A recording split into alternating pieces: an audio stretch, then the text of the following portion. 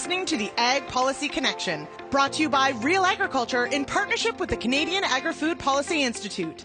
We're connecting the dots between the people and the policies that shape agriculture and farming today and into the future.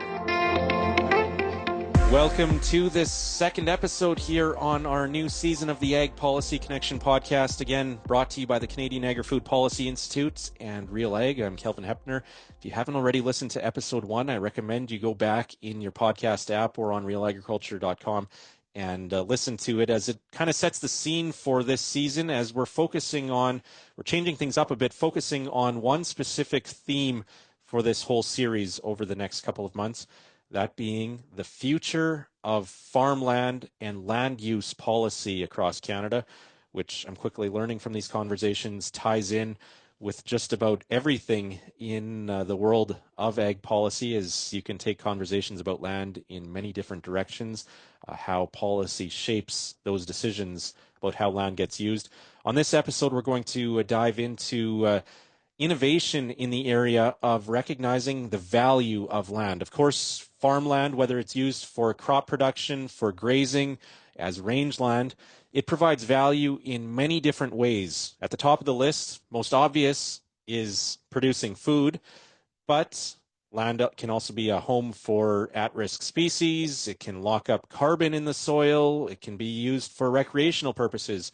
As a place for people to relax and connect with nature, something that those of us who work in farming and in rural areas might take for granted, but most of the world lives in cities and doesn't get to enjoy. And so land provides value in terms of recreation to many people across North America and around the world. So the challenge is, how do we recognize and convey that value when it comes to decisions about how land is used, whether it's for farming, for grazing, or other purposes. For decades, we've had things like conservation easement agreements, where a landowner agrees to maintain some natural aspect of their land in perpetuity in exchange for a payment from a conservation organization or a trust.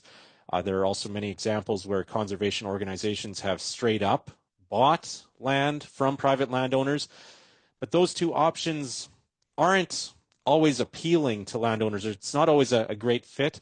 And so on this episode, especially if you want to keep land in active farm production, so on this episode, we're going to discuss some innovation that's happening in this area, new approaches, different ways we could potentially recognize some of these different ways of valuing land for ecological purposes or other reasons, in some cases using better technology, data collection, even artificial intelligence could be part of this conversation as we look to the future and making progress in preserving farmland, as well as the conservation and natural benefits around it. So we're pleased to bring in our two panelists for this episode. First up, we have Mark Lyseng. Mark is a fifth-generation cattle producer in Alberta. He also works as the government relations and policy lead with Alberta Beef. And also joining us for this episode, pleased to welcome Lara Ellis. Lara is the Executive Director of the Centre for Land Conservation, and I'm going to ask her shortly to fill us in on the work that her organization does. So pleased to welcome Lara and Mark to this episode, and you, of course, listening to this episode of the Ag Policy Connection podcast.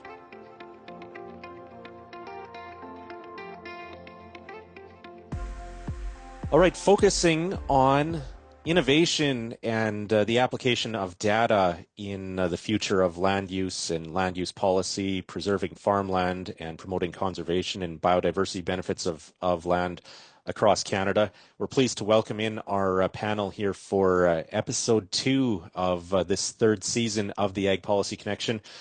First up, we have Lara Ellis. Lara works with the Centre for Land Conservation. And Lara, before we really get into the discussion here, why don't you fill us in on who the Centre for Land Conservation is and the work that you do through that organization? Thanks, Kelvin. Very happy to be here. So the Centre for Land Conservation is a relatively new organization. We work on a few major areas of policy and programming. We are the developers and we maintain the Canadian Land Trust standards and practices. We're currently piloting a certification program whereby land trusts can show the public and funders that they are upholding the standards and practices and doing conservation in a very responsible way. Other work that we're doing relates to how to accelerate conservation. Things that we're currently looking at are stewardship endowment fund, insurance for land trusts, how to connect landowners with conservation organizations and other entities that want to promote conservation. So our main priority is private land conservation in Canada. And we're really happy to be thinking more and more about agricultural lands since farmers make up the largest collective landowners in the country. And of course, farmland is amongst the most productive ecologically, biologically across Canada. Mm-hmm. Also joining us for this episode, as mentioned in the intro, we have Mark Lyseng. Mark works with Alberta Beef. Why don't you fill us in, Mark, on your role when it comes to this area of policy around land use and the conversations that are taking place with ranchers and producers in Alberta? Yeah, so as you said, my name's Mark Lyseng and I'm Government Relations and Policy with ABP. So Alberta Beef is the cattle commission for the province. So we represent all types of producers. That goes from primary producers who have cow-calf operations all the way up to feedlots. And so I think we get pulled into this is kind of going off what Lara said is we're one of the biggest landowners, or our producers are the biggest landowners of a lot of grasslands and rangelands that have a lot of these protected ecosystems, and therefore they're heavily tied to a lot of these conservation initiatives, and they're impacted by or benefit from these initiatives depending on how they go. Mm-hmm. Cool. Lara, what do you see as some successful or maybe innovative, some of the newer maybe ways of examples of conservation of land? Where do you see the most potential when it comes to the use of some of these different programs and policies? As you mentioned, your organization works more on the private land trust model. What do you see as some successful examples of conservation of land?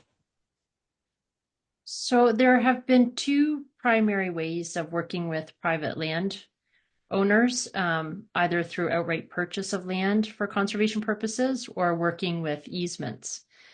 We know that those models work for some landowners and they don't work for other landowners and maybe the majority of landowners.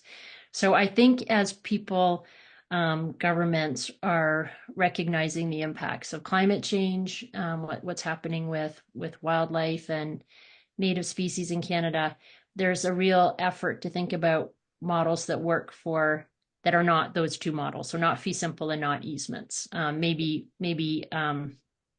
different approaches to easements. So not perpetual, maybe term easements, and ways that suit landowners more and their concerns more handily. There are other programs like Alice or other programs that are paying for ecological goods and services that don't put a lien on a property or take the property over, but actually work with the landowner, the farmer, to manage for certain outcomes. So that's something that's growing in popularity. There are benefits to all of those different models, but I think if we're going to meet conservation objectives and on lands where the primary purpose will always be agriculture, we need to just have more models, more options for landowners so that they can make decisions about what's best for their business, for their family, and for their land. Mark, how does that fit with what you hear from ranchers in Alberta? Well, I'm a little upset that Lara stole my notes because it's very much what we're hearing. So there's the older types of stewardship mechanisms like easements and purchase that do work for some situations, and I'm not going to say that, but now producers and even organizations are looking for new ways of how do we get more uptake. And so I was going to exactly say what Alice has done a good job of driving that uptake and getting those more specific ecological goods and services and trying to tie that down for producers. And Ducks Unlimited is another one. It's come out with some new initiatives that they aren't necessarily on title, but they're helping producers pick up more beneficial management practices. So one of the big questions I think in this whole conversation is who pays for these? We have these public benefits, these public goods, things that society wants that come from privately owned land. The question then is if it's difficult to put a monetary value on it, but who pays for the monetary aspect of these benefits?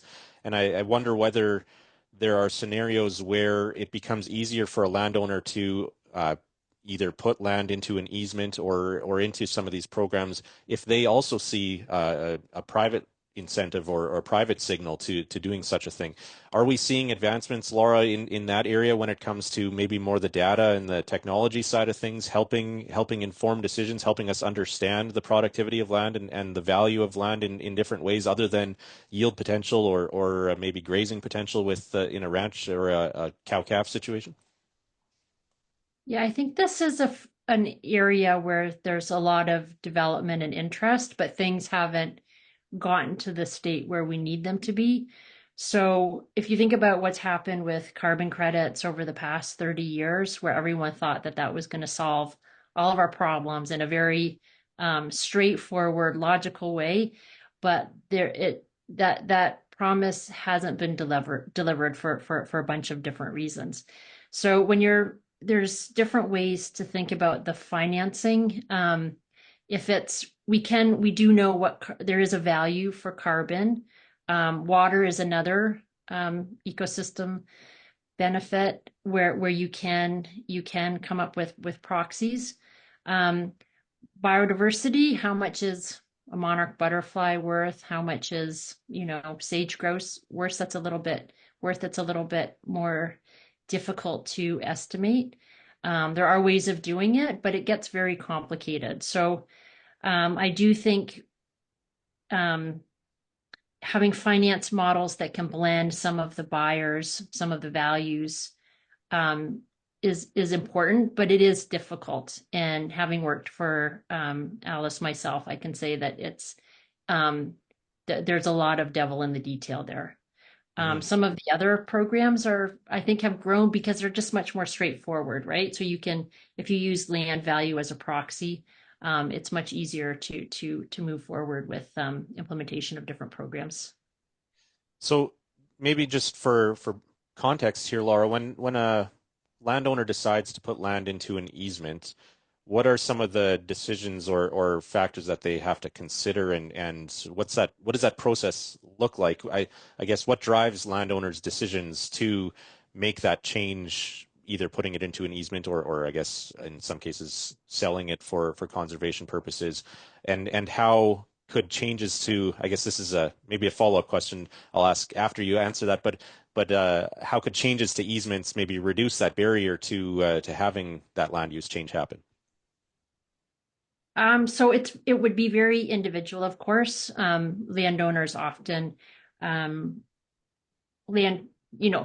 you think of any group of Canadians who value nature and understand its value, it's farmers, right? I mean, they're stewarding their land every day, and that's how they make their livelihood. So the question around easements are, I think, generally prompted by love of their land and wanting to make sure that it stays in a natural or an agricultural context for a set time or for always.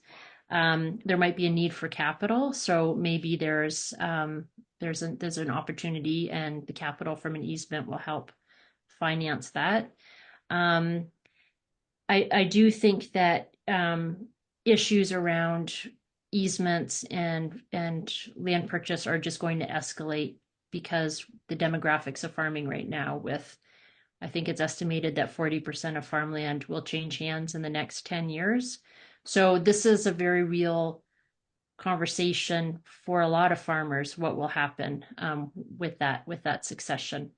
Will their children take over the farm? Is there interest from other investors? What is that going to look like? So I think some innovation in programming and also people knowing which organizations can help with that is really important. There are a host of organizations, so Nature Conservancy Canada, and Mark has already talked about Ducks Unlimited, but there are regional land trusts that work with farmers. So there's SALTS, Southern Alberta Land Trust. They do a lot of easements with ranchers. And then there's the Ontario Farmland Trust, which is growing really quickly in Ontario. And there's a few in BC as well. So I think there's an opportunity with succession planning and farmland. And also there's some really great organizations that are working on this now. And then also there's interest, I think, in developing some of these newer models. Okay. Mark, what do you hear from your members when it comes to that decision of whether to put land into an easement or a trust or that type of process that they go through, especially with, as Lara mentioned, a large number of farmers reaching that age where they have to make these types of decisions? Yeah, so I think Lara laid it out pretty nicely. There's certain situations where an easement is the right thing. So like that access to capital piece, like a divorce or succession planning, an easement can help that process in some cases. It does get more convoluted when you look at the greater community, and people trying to access land with easements. That gets a little more complex, and whether the easement is the right tool. But I think overall, like the beef industry has been looking for payment for ecological goods and services for a long, long time. I know, like I did my master's in carbon long ago, and it was a conversation then, and it's still hasn't turned away since. And we really don't have a lot of mechanisms for payments for ecological goods and services besides perpetual easements right now. Like besides the Alice examples and the ducks examples, that's the main mechanism producers have. And so I think now there's an understanding that, hey, maybe we should be using some other tools to try to access this, and we don't have to give up perpetual. And I think that decision for perpetual is a big one, and that's why it becomes specific to a very certain situation, or useful in a very certain situation, is because a lot of producers, they're not making decisions from 100 years from now, right? They're making it for their generation, and you farm for, I don't know, 30 or 40 years, and then past that, who knows? And will the conditions change? And you hope your kids will take over, your son or daughter, and so you don't want to make a decision for them. So I think now to drive more uptake, that decision needs to be broader, and we need more of a suite of tools compared to in the past. Yeah. So what do you see as potentially something that would drive adoption or drive progress in terms of a model? The next type of term easement has been referred to several times here. What would a term easement that would entice or draw a lot of interest, what would that look like, Mark? Yeah, so like a term easement would certainly be interesting. I think still being on title, there is some balk at that. I think there's certain organizations that focus on easements, and I think that's completely fine. But I think greater in conservation, there's an understanding that different producers produce different ecological goods and services. So like Lara talked about the carbon, water. If you look at some of the Canadian Roundtable for Sustainable Beef data, like massive amounts of wildlife habitat. And so if society wants producers to produce those things, and continue to do so, there's an economic decision to be made, and producers need kind of that payment for it. Yeah, and then it goes back to who pays, and I guess there might be programs where a food company, say, may be interested in offering increased value for some of those stories, but Yeah, that's the big question. Laura, what do you see as some of the creative ways of adding options or kind of a menu, a suite of different things that landowners could choose from when it comes to unlocking some of that value for ecological benefits? Yeah, I think we've seen, as Mark said, some corporations are stepping up. So, and there's ways of thinking about, edge of field or marginal land projects that would be um, protection of wetlands or restoration, riparian buffers, things that are, not on your most productive lands. Those projects are often not just maintaining, but actively managing or restoring. So there's a different cost factor to those. And then there's the whole suite of interest, which is driven a lot by corporations' targets around carbon or other ecosystem services. So the Scope 3 carbon targets, which are related to just reducing their overall impact. Certain companies are paying for those for projects that help them achieve those goals.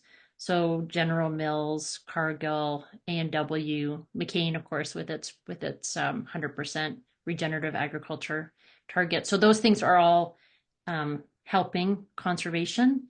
The problem that I see is longevity, and that's always where we're going to need governments. I know nobody really wants governments on their fields or in their houses, but if we're going to have long-term programming and some for it to make sense for farmers to do certain things and make financial decisions that have that are important for a long amount of time, then there does need to be some security of funding.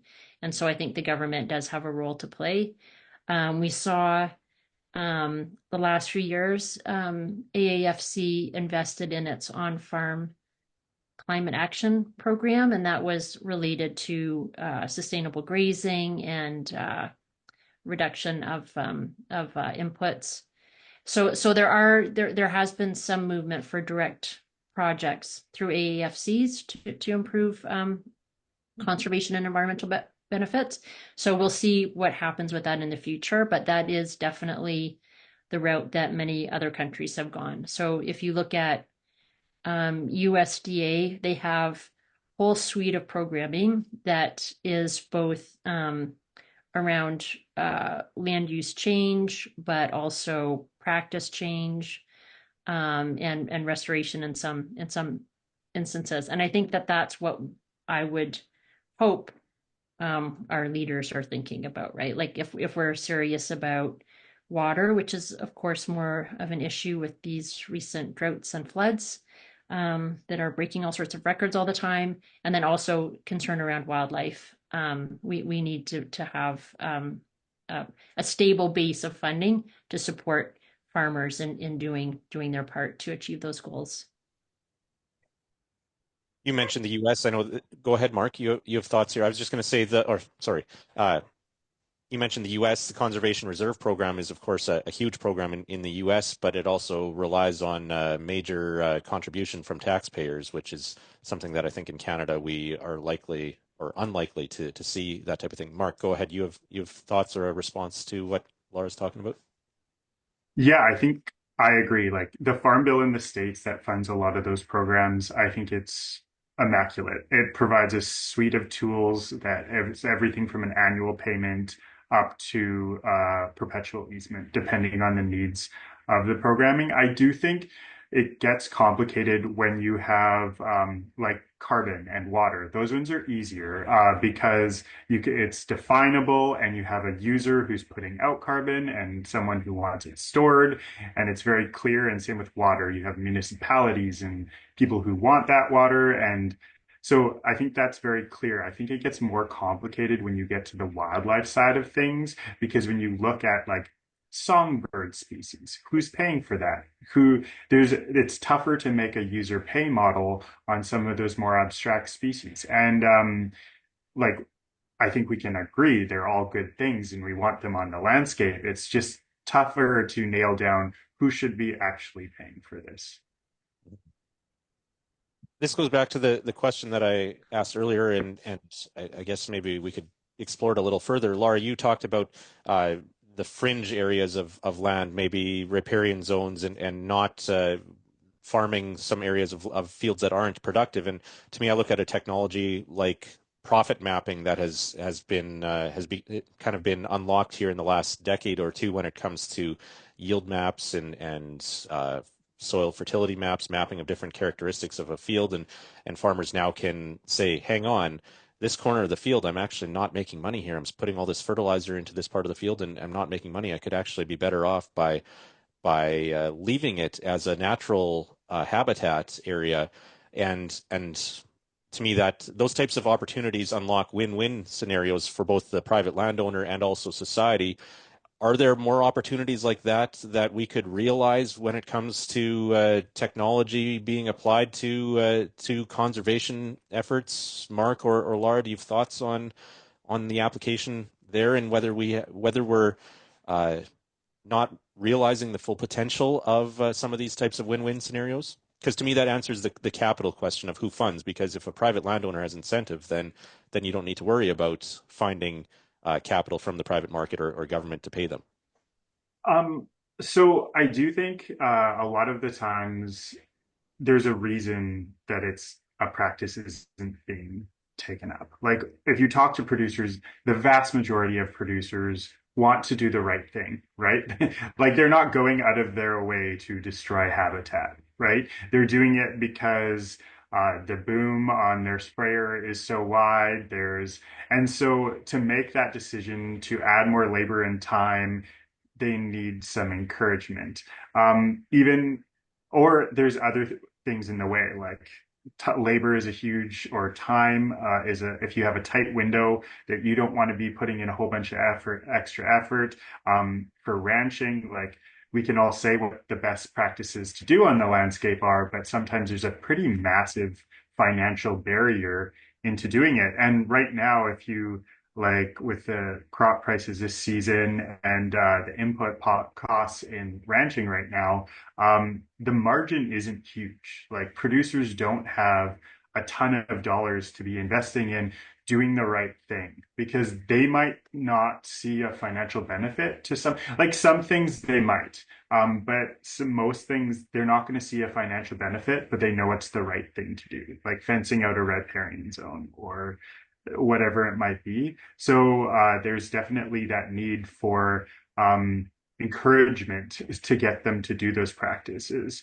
And part of that is recognition too.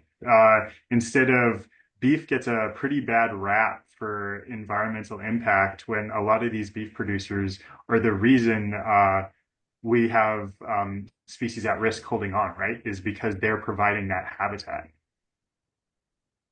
Yeah. Lara, do you have any thoughts on Mark's comments? Yeah, I think having technology that helps land managers know where they're not making a profit is really important. And that technology is hopefully getting more and more user friendly.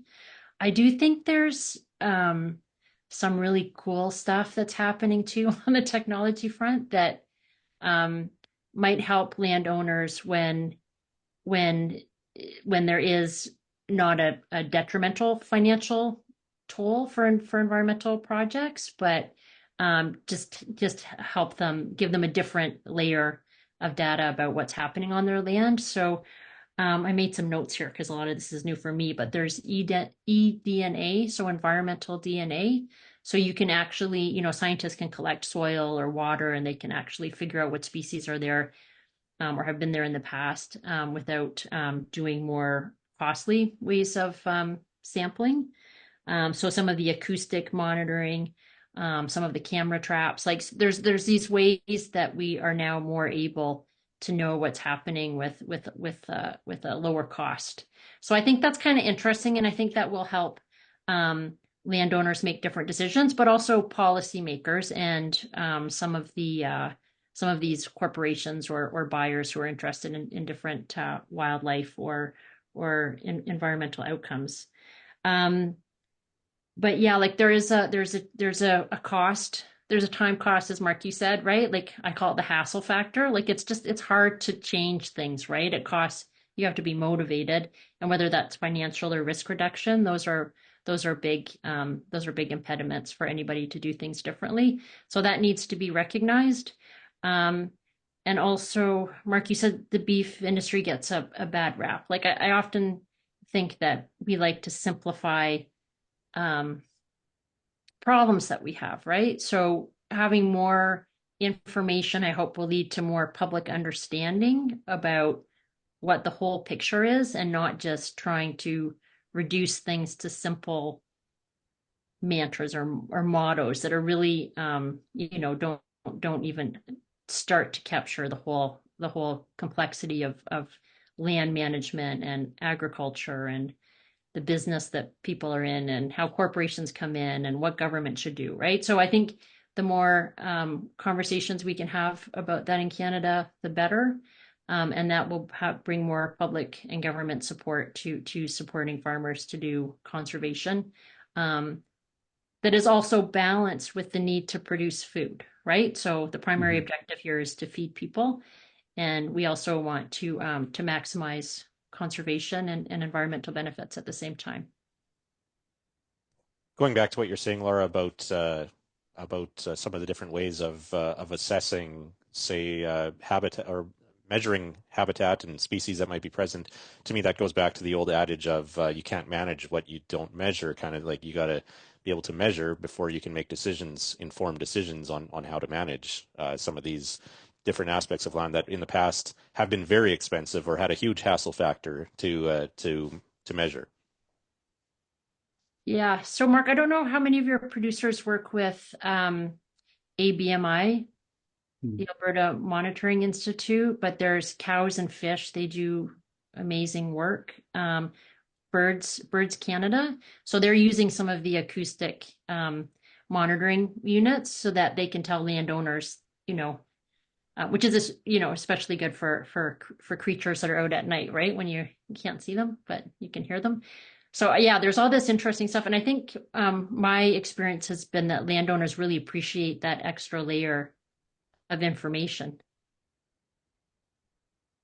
Kind of validates that whole, like, when you've tried to put like land aside or do a management practice, it's kind of nice to get that data back to be like, hey, you're accomplishing something. And I think that's kind of a theme for conservation now, is it's coming more outcome based. I think if you look 20 years ago, you put an easement or you buy the land and you go conserved, but now there's a lot more thought going into what does conservation look like? What are we trying to conserve? And like, are there wildlife there? Is the water pure? And I think, like, I'm working on the South Saskatchewan Regional Plan or working with the government in Alberta, and like that's a big topic of conversation, is what is our indicators of success? And I think as industries and organizations are looking at that more, it becomes what we're talking about with technologies and measuring, and it becomes more and more important, right? Because exactly as you said,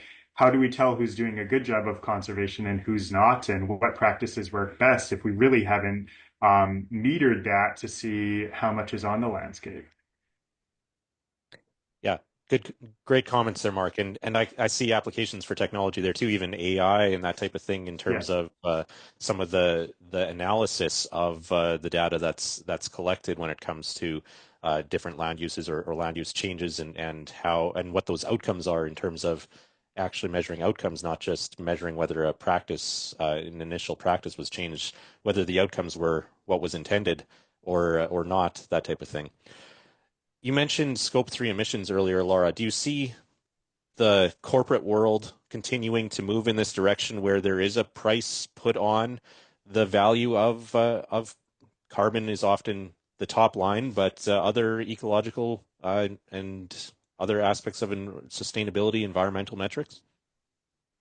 Yeah, so I'm not, I'm really out of my comfort zone here, but with the changes in America, I don't know how much more USDA or corporate dollars will be going specifically for carbon emissions reductions or carbon sequestration, but the practices are are good for other outcomes as well. So hopefully it's not going to change too much. The corporations and governments willing to pay for projects. I do think that water is really, at least in my mind, the right framework for all of this work with what we're seeing in terms of seasonal variability and changes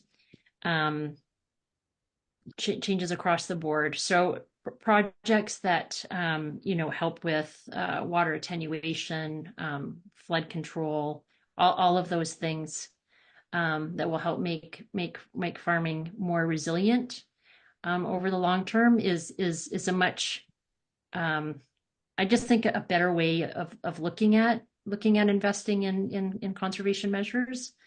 That's just my own personal, and I can't tell what's going to happen with the carbon markets, but Yeah.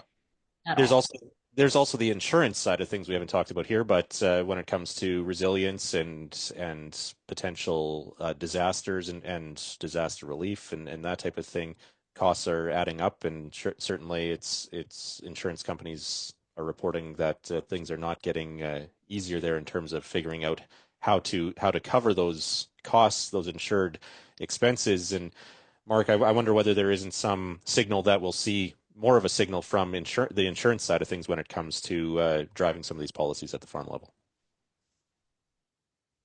Yeah, so like, are you talking about like fire insurance, or are you talking about like crop insurance and Well, agri-stability and those kind of well, that's things? a whole nother discussion we could get into Yeah, here. which way you want to Insurance, go with this? yeah. Well, I just mean in terms of the value of some of these practices if they're shown to increase resilience. And I don't know if I have a specific example at the top of mind. I just thinking as I'm speaking here, but uh, where increased resilience could result in reduced premiums potentially for a farm because of not having a potential insured risk type of thing.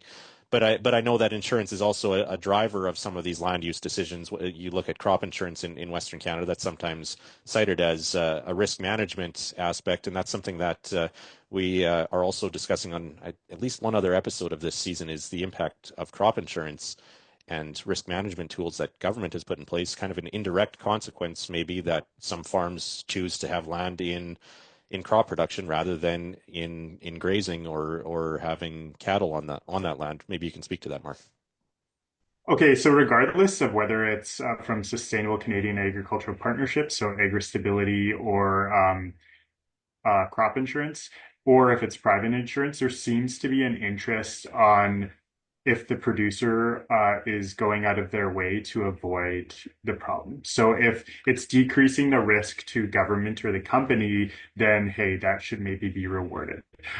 I'm not sure how I feel about that on government-led programs, but well, I know how I feel about it, but I think there is that interest on how do we avoid these payouts, right?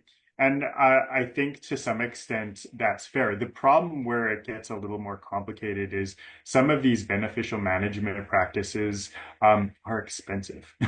And so that becomes for a person to access their insurance, they have to put out a lot of money that they might not necessarily have.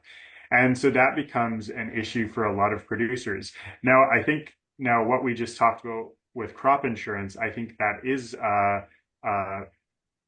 something driving land use change. I know personally, I have to keep some of my acreage under crop just to make sure the bills are paid, and the bank wanted it that way. And so when you look at what's paid out in 2021 and 2023 in terms of crop insurance, it's in the billions for crop. And when you look at the beef sector, it's in the hundreds of millions and the low hundreds of millions. And that's obviously in balance when you look at animal agriculture in Alberta. I think the output was about $9 billion, and crop is about $10 billion in terms of GDP on-farm sales. So relatively comparable output, but much more subsidy going into one sector. And I think that definitely is driving those land use changes undeniably. And I think if you add barriers to producers to access what, for beef producers specifically, to access what they have for agri insurance, it's going to put them in a really, really tough spot. And so I think that's just going to exacerbate the current issue. Okay, to wrap this up, then I think we want to kind of bring this full circle and maybe ask each of you where you see the most potential or what you're most excited about in terms of policy changes or types of programming. And maybe this gets back to more of the term easement discussion. I'm not sure, but where do you see the most potential for preserving farmland and promoting conservation biodiversity, the goals that we're talking about on this season of the Ag Policy Connection? Lara, I'll start with you in terms of what gets you most excited about areas where we could move this type of policy discussion forward in Canada. So there was a report done a few years ago by Nature United that showed that the majority of opportunities for climate change mitigation and biodiversity are on farmland. And I think that really changed the thinking of people that were working in conservation in Canada about where they should be putting more effort and where they had historically not. So I think that there's more and more energy. I think that the federal government has made some movement. If we have a change of government, I think that there will be more opportunities to move towards different sorts of programming. So more like the on-farm climate action program. So payment for different projects to achieve certain outcomes. And I also think that because of the nature of farming and farmers, that people that work in policy and work in conservation are more and more in tune with the fact that they actually have to understand the people that they're trying to work with. So I know some American groups employ psychologists and like sociologists to like, we're interested in doing this. How do we actually approach people in a way? How do we understand what their motivations are so that we can work productively together? So I think there's a few things that are happening at the macro level that can help move things forward. But yeah, we need to be thinking differently. The traditional ways of doing conservation on farmland still work for certain people, but we just need a wider group of tools. We also need more money. So the groups that are doing good work don't have enough money. So hopefully that will change. But yeah, we've got a big opportunity with the demographic change and farmland changing hand in the next 10 years. So it's really important that we have solutions that work for farmers and their families, and also help us achieve outcomes. You mentioned the looming change in federal government as a potential opportunity. I'm curious on how you see that as an opportunity from a policy perspective. The government that we've had in place the last 9 years has certainly introduced the off-calf program with direct payments to farmers for changing practices at the farm level. We also have this sustainable ag strategy that seems to be faltering now in the final stages, or where industry and government aren't seeing eye to eye. Do you see opportunities for progress if we move into a conservative government, Lara? And not to put you on the spot here politically, but we're also in a fiscally tight situation too, where again that money question comes up: who's gonna pay for this? Do you see maybe, or I don't know if you can expand on what you see as opportunity if we see a change in government federally? Yeah, so I am always an optimist. I don't think that I'd work in conservation if I weren't. But agriculture and conservation, that's almost a must-have. You're right.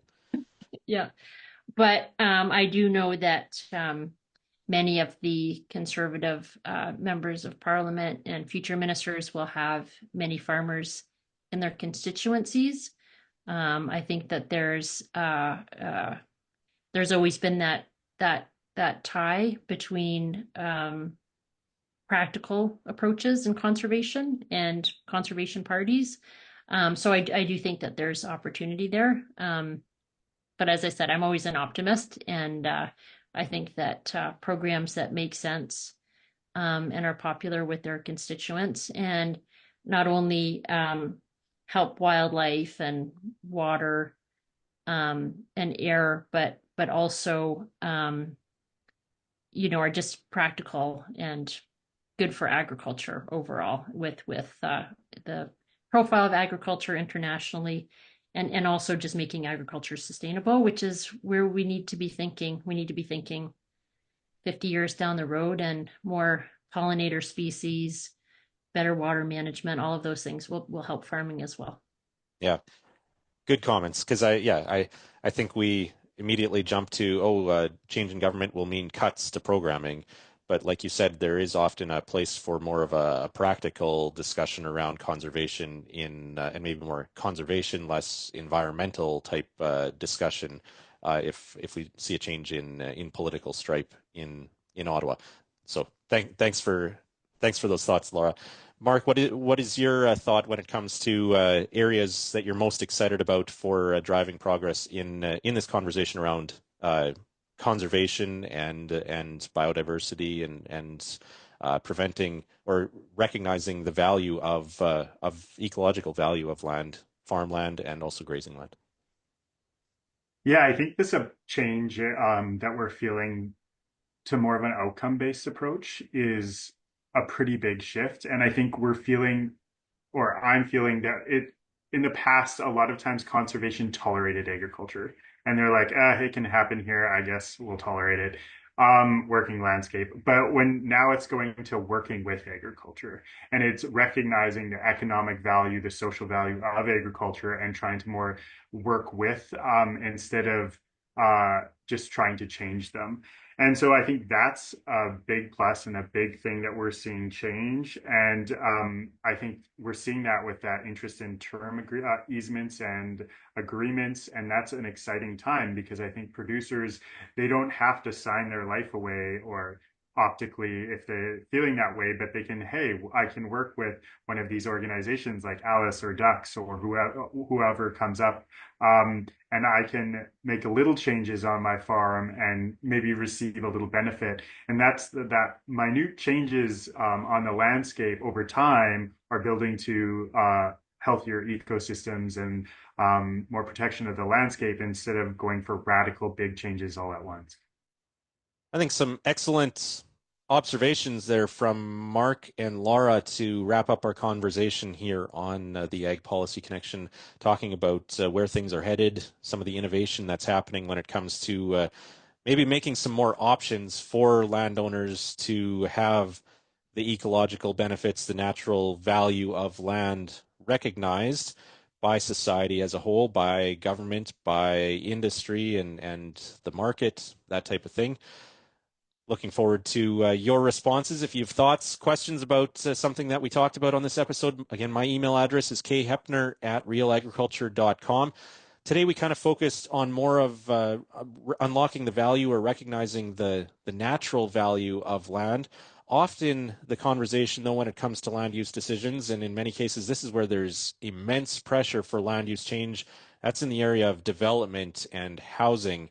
And so on our next episode coming out here in 2 weeks' time, we're going to focus on housing versus farmland, how to balance those two interests. We're going to dive into that specific aspect of land use change. Certainly, you look at some parts of the country, any fringe urban areas, development pressure is huge, and it's difficult, if not impossible, for these types of programs that we talked about today to compete with the value of land from a housing or industrial development perspective. So looking forward to that discussion. So thanks for joining us here on this episode of the Ag Policy Connection. Again, it's brought to you thanks to the Canadian Agri-Food Policy Institute and Real Agriculture.